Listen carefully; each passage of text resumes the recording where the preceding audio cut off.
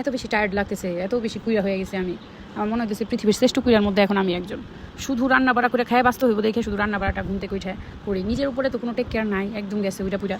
তার মধ্যে হয়েছে ঘুম থেকে উঠে প্রতিদিন মানে চুলার গলা ধরতে হয়। মনে হইতেছে কি যে এত এত দায়িত্ব কাঁধের উপরে আইসা পড়ছে। এক চুলায় দুধ বসাইছি, আরেক চুলায় আমার কফির জন্য পানি বসাইছি, আরেক চুলায় বসাইছি হয়েছে বাবুর সুজি। তো আমি কফিটা বানাই সেই পানিতে চা বানাইছি, আব্বাকে চা দিছি, মাকে রুটি দিয়ে দিছি, হয়েছে মুরগির মাংসর ঝোল ছিল সেটা গরম করে আব্বা চা দিয়ে পরোটা খাইছে। এখন আরেকজনকে নাস্তা দিলাম, সে হয়েছে আমার কুট্টি ভাই। তারপরে আমি রান্না করার জন্য চলে গেছি বাহিরে। আমি আজকে 2 রকমের মুরগির মাংস রান্না করব, সেই জন্য এত শর্টকাট নিচ্ছি, মানে বেশি করে পেঁয়াজের বেরেস্তা করে নিলাম। সব কিছু দিয়ে আমি মশলাটাকে একবারে কষাইয়া 2 পাত্রে দিয়ে দিব, কারণ মুরগির মাংস যেহেতু একটা দেশি মুরগি আরেকটা হয়েছে ফার্মের মুরগি। এই বৃষ্টির স্যাঁতস্যাঁতা দিনে রান্না করতে আমার খুবই বাজে লাগে। আর আমি মানে এখন আমার মনে হয় কি আমি মানে কিচ্ছু করতে ইচ্ছা করে না। এই কাজগুলো না করলে হয় না, খাইতে হবে, এর জন্য করতে হবে। আর বাবা মা আছে, ভাই বোন, আর শ্বশুর বাড়িতে গেলে তো রান্না আমার করতে হয় না, মা করে, মানে রিল্যাক্সে থাকা যায়। তো একেবারে সব কিছু তাড়াহুড়া করে করার জন্য আমি হুট করে একদম তাজা আদা রসুন জিরা একসাথে মিক্স করে ব্লেন্ডার করে আনছি যেন মাংসটা মজা হয়। আমি যত তাড়াহুড়াই করি আর যতই মানে কুইরামি করি মাংস কিংবা কিছু কারি রান্না করার সময় আমি একটু ধীরে সুস্থে মশলাটাকে বানাই নিই, মানে ফ্রেশ ফ্রিজেরটা দেওয়ার থেকে ফ্রেশ তখন যদি দিই তাহলে আমার মনে হয় কি মাংস মাছের ফ্লেভারটা অনেক বেশি হয়ে যায়, মানে অনেক ভালো লাগে।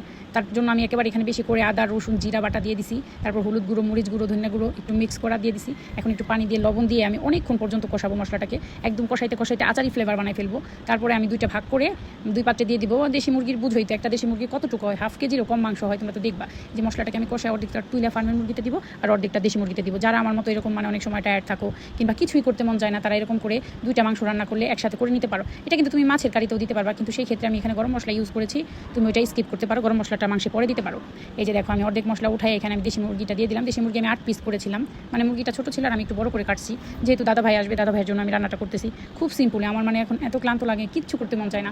আমার রুমের যে অবস্থা, যে কি হাল, না কাপড় গুছাইতে মন চায় না, কিচ্ছু করতে মন চায়। বাচ্চাটাকে টেক কেয়ার করি, মানে এটা না করলে তো হইব না। আর বাচ্চার সাথে তো মা বাবা ভাই বোন একটু আসেই, যখন এই বাসায় আসি তখন একটু বেশি দায়িত্ব থাকে। আর ওই বাসাতেও দায়িত্ব অনেক, কিন্তু রান্নাটা মা করে, তো রান্নাটা আমার কাছে অনেক বড় একটা মানে চাপ মনে হয়। কি বলবো, ওই বাসাতেও আমি এখন কিচ্ছু গুছাই না, কাপড় টাপড়। আমার বাগানের যে হাল, মনে হয় আমি পৃথিবীর শ্রেষ্ঠ কুইরা হয়ে গেছে। আসলে এরকম কি তোমাদের কারোর সাথে হয়? এরকম লেজি কি তোমরা হয়ে যাও কখনো কখনো? আমার মানে এত টায়ার্ড লাগতেছে, এত কুইরামি লাগতেছে, আমার মনে হয় না আমার কফিটা আমি বানায় খাই। তারপরও বাস্তবতা বাঁচতে হবে, এর জন্য টুকটাক করি। মানে খুবই ক্লান্ত। মুরগির মাংসটাকে আমি এই যে কষাইয়া তুলে নিলাম, এইভাবে তুলে আমি তোমার গ্যাসে গরম পানি কইরা তারপরে গ্যাসে বসাই দিব, কারণ আমি চাই যে দেশি মুরগিটা একদম সুন্দর হয়ে সেদ্ধ হোক, কারণ এটা আমি দাদা ভাইয়ের জন্য রান্না করতেছি।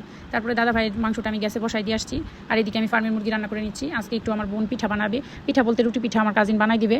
আমি তো রুটি পিঠা ওইভাবে ডোটা বানাইতে পারি না, বানাইতে পারবো চেষ্টা করলে, আমি কখনো চেষ্টাই করি না। মানে কিন্তু পিঠাটা মা বানায়, রুটি পিঠা আমাদের বাসায় খুব কম বানানো হয়, কারণ আকাশ আসছে পরে 2 দিন শুধু বানানো হয়েছে। রুটি পিঠাটা আমার কাছে একটু কষ্ট করে লাগে, তো আমার বোন যেহেতু বানাই দিতে চাইছে, ওটা তো আর আমার কষ্ট হইব না। তারপরেও আপু ওকে না করেছিলাম, কারণ এই বৃষ্টির দিনে আপুরও তো কষ্ট হইব।